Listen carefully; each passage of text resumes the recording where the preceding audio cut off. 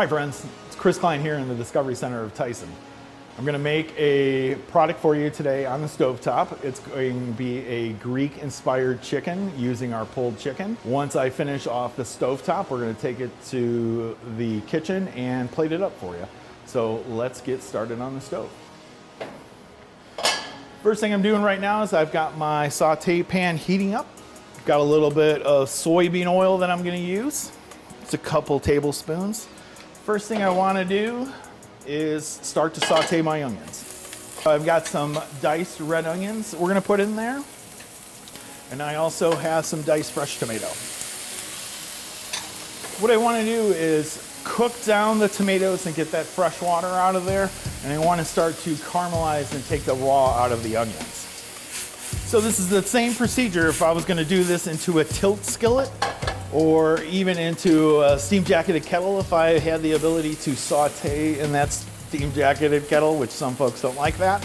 But same method and technique I would use. I would start with the tomatoes and onions, just like I'm doing before I start to add in the rest of my ingredients.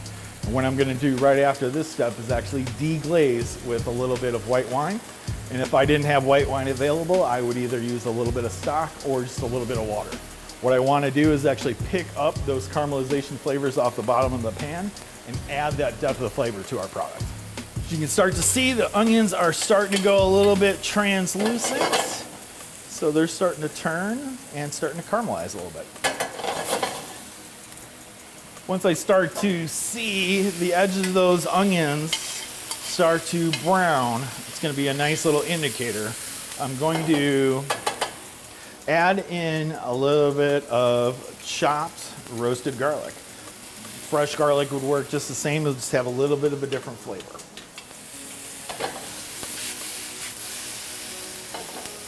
That's starting to look wonderful and smell fantastic. Gonna give those guys one more stir. It's starting to stick a little bit, which is a good indicator that we're starting to get ready to deglaze. Starting to look really nice. Tomatoes are starting to soften.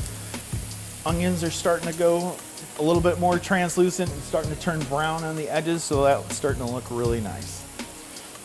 I'm gonna deglaze a little bit with a little bit of white wine.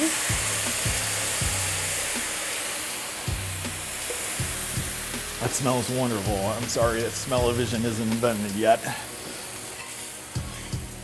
What I want to do is gently, with either a rubber spatula side of my spoon, try to pick up any of that little bit of caramelized spots on the bottom. Pick those up a little bit.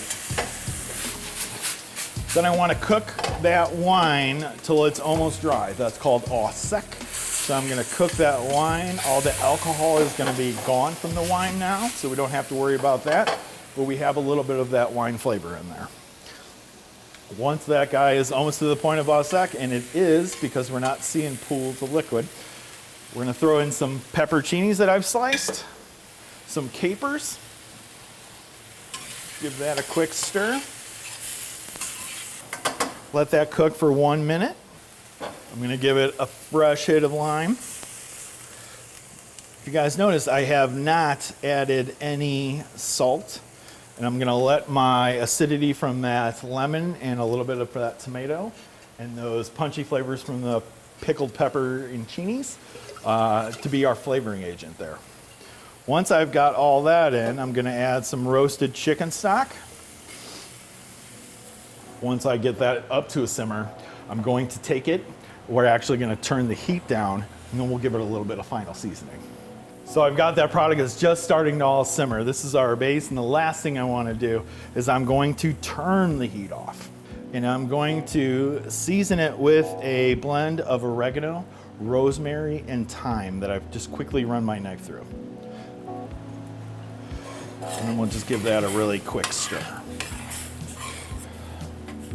Okay guys, what I've done is taken about 1.5 pounds to 2 pounds of reverse blend pulled chicken, put it into this third pan right here. And what I want to do is pour over my vegetables and broth right over that.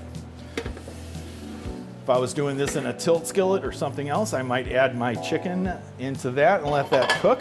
Since I'm going to potentially take and hold this, I'm gonna put this right into the hot box and we'll get ready for service. So there's our first part of Greek chicken. Hi everyone, we're back and we're going to make our Greek island chicken entree and sandwich. So we've taken our pulled chicken that we've seasoned with our white wine, capers, pepperoncinis, tomatoes, and onions and herbs. And I've got this entree plate right here of a little bit of couscous and a little bit of wilted spinach. So what I'm gonna do is actually just pile that high and deep on the top. What I also wanna do is get some of that au jus and put that au jus right over the top there. I wanna make sure that couscous gets a little bit of that liquid. There we go. We also need a little bit of color up on top, so some more capers and tomatoes. There we go. Last bit I am gonna do is actually sprinkle a little bit of crumbled feta over the top.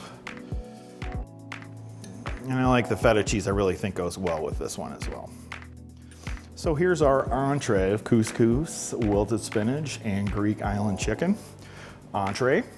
We're gonna make the same thing in a sandwich version. So once again, I have some toasted bread here. This is actually enough for almost 2 sandwiches or one really large sandwich. So I'm gonna put my chicken right down the center. It's probably gonna be about 4 ounces, probably a little bit more, probably closer to 5. We just want to finish that with a little bit of feta as well. This would be a good spot if you wanted to melt cheese or anything on it as well. But we want to make sure we get basically a bite of feta all the way down. And that's okay if a little bit falls over. We won't mind. Let's put that right there. We're just going to lid that up. Give that a little press down. And I'm actually going to run my knife through it really quick there. Let you guys see if I got a good cross section. There you go. I have my Greek pulled chicken made in an entree over couscous and spinach. Could be potatoes, it could be any starch or veg. It's one of those nice versatile ingredients. And I also have it in a sandwich application, perfect for lunch. Also a really good dinner choice. So regardless of your choice of flavoring of chicken, whether it be this wonderful Greek or Tuscan Italian or any other ethnic flavor profile, pulled chicken is going to be that perfect product for you. Thanks for joining us, and we look forward to seeing you again. Take care.